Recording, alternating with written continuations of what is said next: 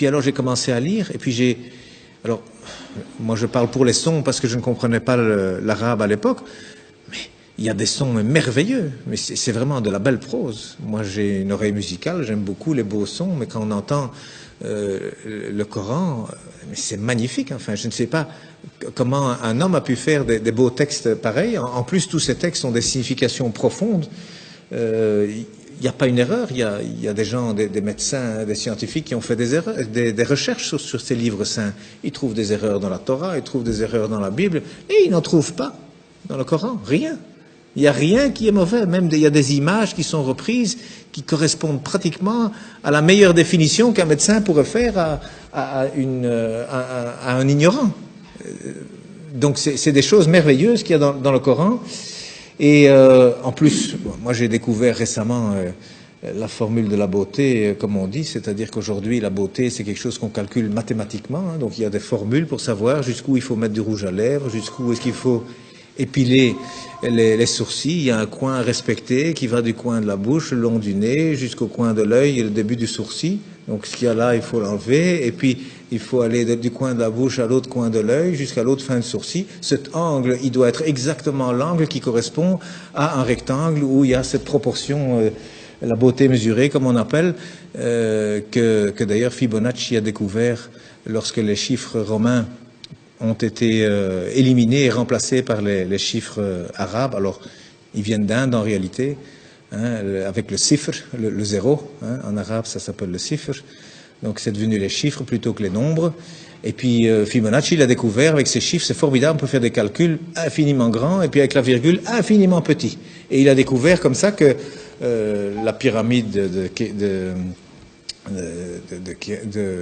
Khéops, le Parthénon, enfin tous ces beaux bâtiments, même en Italie, il a découvert qu'il y a toujours la bonne proportion. Même les peintures, il a découvert que toujours c'est au même endroit que doivent se trouver le centre du tableau. C'est pas au centre, hein, non, c'est quelque part 1 sur 1,618.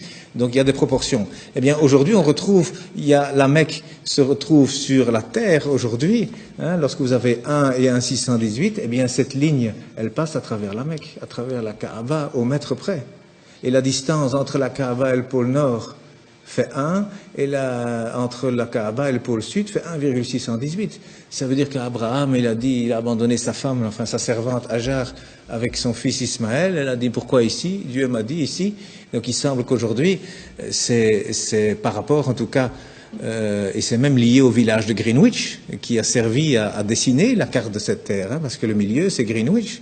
Eh bien, c'est considéré là comme le centre de beauté que tous les peintres utilisent aussi. D'ailleurs, depuis Leonardo da Vinci, il a dessiné des tas de choses. Vous savez, le corps, 1,618. Le nombril, il est à 1 mètre du sol. La taille idéale, c'est 1,618 m. Donc, il y a plein de choses. Les dents même, la dent du milieu, elle fait 1,618. À côté, elle fait 1. La bouche, elle fait 1,618. Le nez, il doit faire 1. Il y a des chirurgiens esthétiques aujourd'hui qui utilisent ces mathématiques pour corriger les visages. Eh bien, il y a un verset qui contient la Mecque dans le Coran. Hein, eh bien, le verset, il fait 47 lettres, divisé par 1,618, ça fait 29. Pile poil le début du mot Mecca. Enfin, c'est un bas de Becca, mais c'est pile poil à cet endroit-là. Donc, je veux dire, quand on découvre des choses comme ça, et il y en a encore hein, dans le Coran, il y a des vérités comme ça mathématiques, on se dit, c'est quoi ça? C'est pas un homme, il n'avait pas d'ordinateur, hein, le prophète, il n'en avait pas, c'est sûr, c'est certain, ça c'est vraiment une vérité, on n'a jamais rien retrouvé d'informatique à l'époque, c'est sûr. Et ça a déjà été testé, à mon avis, 1 million de fois. Ça fait partie de la science exacte. Mais cet homme, d'où est-ce qu'il a cherché ce texte? Il y a plein de choses comme ça. Alors le premier message, d'ailleurs, il faisait 19 mots. Le premier message faisait 19 mots, Bismillahirrahmanirrahim, fait 19 lettres. Il y a 6 fois 19 sourates, il y a 142 fois 19 le mot Dieu dans le Coran, il y a 3 fois 19 fois le miséricordieux dans le Coran. Ce chiffre 19 dans le Coran, c'est aussi quelque chose d'incroyable. Mais donc le premier message, c'était, voilà, informez-vous. Au lieu d'interpréter, d'abord le savoir. D'abord savoir de quoi on parle. Et le dernier message du prophète, dont on dit qu'il est mauvais pour les femmes, eh bien, il a dit, soignez vos femmes. Et pour la prière, ne l'abandonnez pas. Alors, moi je dis, une religion où le premier message et le dernier message sont ainsi, je ne vois pas très bien ce qu'on doit craindre. Donc,